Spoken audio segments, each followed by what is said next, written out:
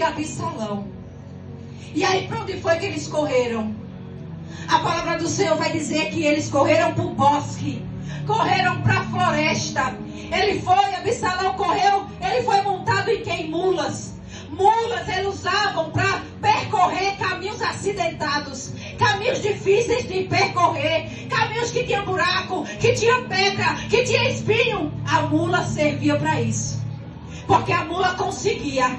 E assim ele foi montado na mula, aquele povo todo, e começou aquela batalha, começou aquela guerra, onde a palavra do Senhor vai dizer que mais foi o que o bosque matou do que os que matou a espada.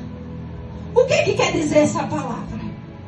Quer dizer que o caminho que nós escolhemos ir, o caminho que nós decidimos ir, aquele caminho pode ser tropeço para a nossa vida.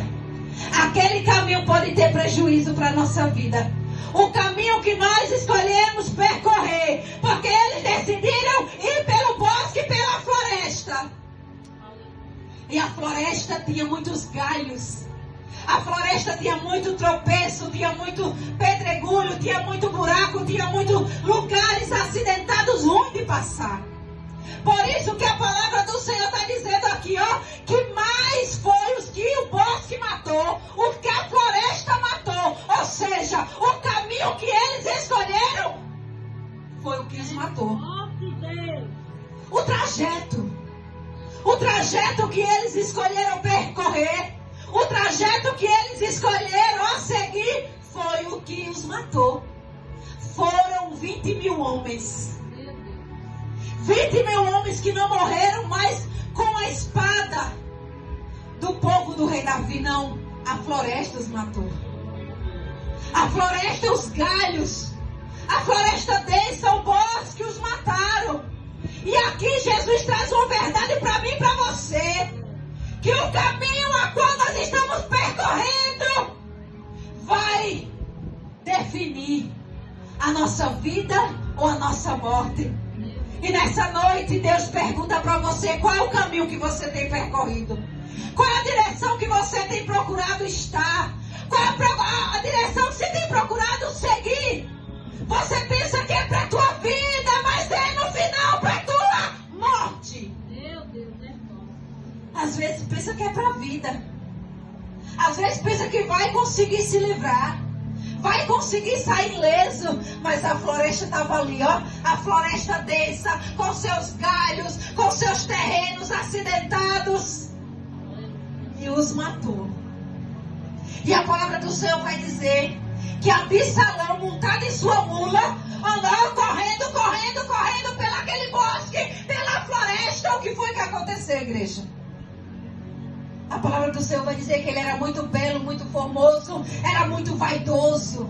A vaidade subiu seus olhos, seu coração. E uma das vaidades que Absalão tinha era o seu cabelo. O seu cabelo. Conta os historiadores que ele botava pedras de prata, de ouro. Ele colocava, e quando o sol refletia, brilhava nos seus cabelos, para chamar a atenção. Quantos hoje querem brilhar somente para chamar a atenção? Eita glória! Aleluia. Quantos hoje estão se importando somente com o brilho externo? Somente com o que pode fazer, com o que pode estar executando na presença de Deus. Mas a verdade está longe. Ele ali, aqueles cabelos dele. E foi pelos seus próprios cabelos que Absalão ele foi pendurado naquela floresta. Foi aquilo que ele tinha vaidade, aquilo que ele prezava, aquilo que ele tanto fazia, que quando ele foi correndo em cima da mula, os galhos agarraram, se emaranharam nos seus cabelos e ele ficou pendurado. O homem que tentou contra o seu pai, o príncipe que tentou contra o seu rei, ele, por sua vaidade, por seu orgulho, por seu coração destinado às práticas do mal, foi pendurado justamente pelos seus cabelos. justamente pelos seus cabelos. E a palavra do Senhor vai dizer que a mula se mandou, continuou correndo e Absalão lá pendurado. Aí chega um dos servos de Davi, vê ele pendurado ali, não faz nada com ele. Vai lá e avisa. Ele vai lá e avisa a Joabe que Absalão estava ali pendurado pelos cabelos. E eles tinham assim uma ordem, uma ordenança, um pedido carinhoso do rei, que não fizesse nada com o filho.